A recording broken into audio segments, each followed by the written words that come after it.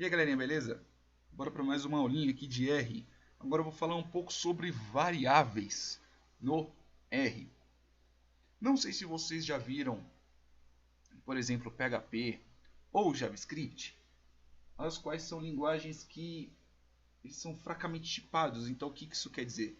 Mesmo o dado possuindo uma determinada classe, vamos considerar desse jeito, ou seja, se ele for um número, se ele for um texto, um vetor ou algo do tipo, eu posso pegar a mesma variável e atribuir várias coisas nela, ok? Então vou colocar aqui aula 2, variáveis, pronto. É o seguinte, né, esqueci que quando crio o arquivo ele fica com esse errinho chato.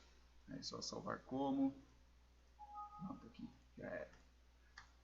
Então é o seguinte, como que nós declaramos variáveis no R? Muito simples, você só escreve o bendito do nome, mas somente escrever o nome não funciona tão bem. Por exemplo, se eu colocar aqui, sei lá, jeca, ele vai falar, o objeto jeca não é encontrado, não está aqui.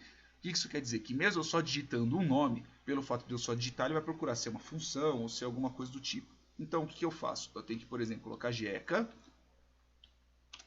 e atribuir um valor para ele, será 24. Na hora que eu colocar jeca, ele vai mostrar o valor 24. Mas veja, por exemplo, eu já tenho aqui o valor, ok? Vou até colocar aqui, por exemplo, atribuindo valores barra criando variáveis. Ou seja, para eu poder criar variável aqui, não esqueço, é reflexo, por isso que eu aperto Ctrl R. Quando eu crio variável, por exemplo, em uma outra linguagem, um JavaScript, um PHP da vida, eu só coloco um cifrão, ou coloco var, ou coloco tipo. Aqui não, eu preciso fazer o quê? Eu preciso colocar o nome dela e já atribuir um determinado valor. Por exemplo, 10. Que eu lembro é Ctrl R. Espera aí, editar. Eu lembro aqui que era para poder executar script, né? Executar, é Ctrl R mesmo. Por exemplo, se eu fizer isso daqui e eu chamar o escrito variável, ele vai voltar o 10. Eu escrevo no console, ele retorna. Ele vai verificar que existe este valor no workspace que eu digo a área de trabalho, que é tudo isso que a gente está digitando aqui. A partir do momento que eu atribuo, ele vai estar na área de trabalho, então eu começo a trabalhar com ele, começo a trabalhar com essa variável, ok? Só que aqui, como eu mostro, por exemplo, aqui o valor tem um valor 10 aqui, né? Não menos 10, tem um valor 10. Coloquei esse daqui, caso vocês lembrem, é porque é um comentário. Daqui para frente ele não interpreta, né? Ele ignora dali para frente. Aí beleza, eu já tenho aqui a bendita da variável. Só que, por exemplo, se eu pegasse uma variável aqui, só vou mostrar um pequeno exemplo. Eu vou abrir aqui o Java, ok?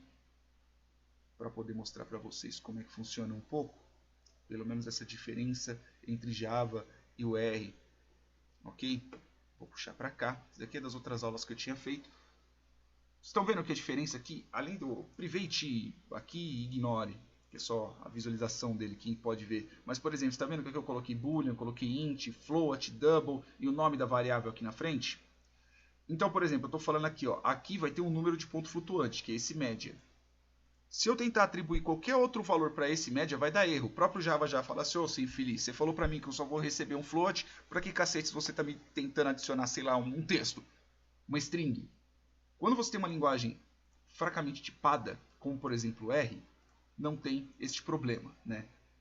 Possamos considerar que não é um problema. Então eu posso atribuir outro tipo de valor na variável. Então eu faço o quê? Eu pego aqui, ó, variável e eu vou atribuir o quê? Eu vou atribuir a palavra churros, por exemplo. Se eu der um Ctrl R, olha aí, ó, eu já atribuí.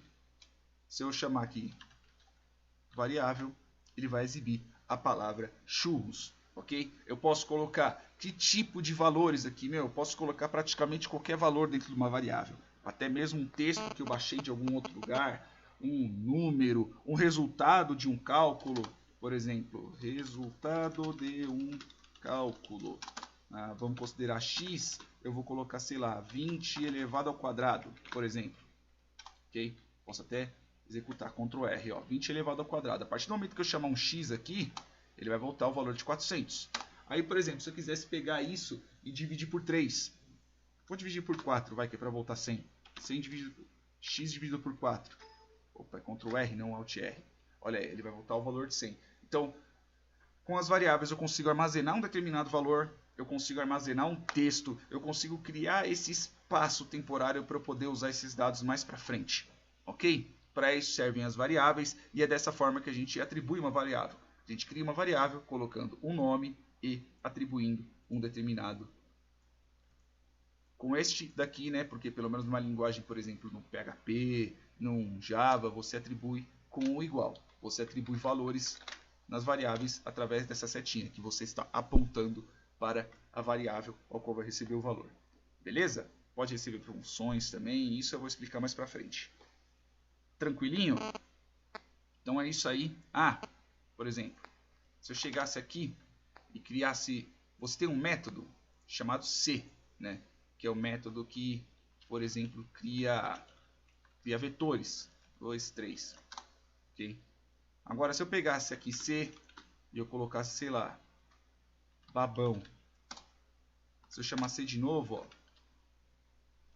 sei lá, por exemplo, 1, 2, 3, eu vou chamar do mesmo jeito. Então você tem que tomar muito cuidado com o que você vai estar atribuindo, porque às vezes você pode atribuir um determinado valor em alguma outra função, ok? Tem que tomar cuidado com este detalhe. Belezinha, pessoal? Espero que tenham gostado, espero que tenham curtido, tenham entendido como funcionam. E não se esqueçam que não é grande coisa, mas esse arquivo vai estar lá no GitHub caso vocês precisem. Beleza? Até mais! E com este vídeo eu completo 800 vídeos no canal. Uhul! Falou!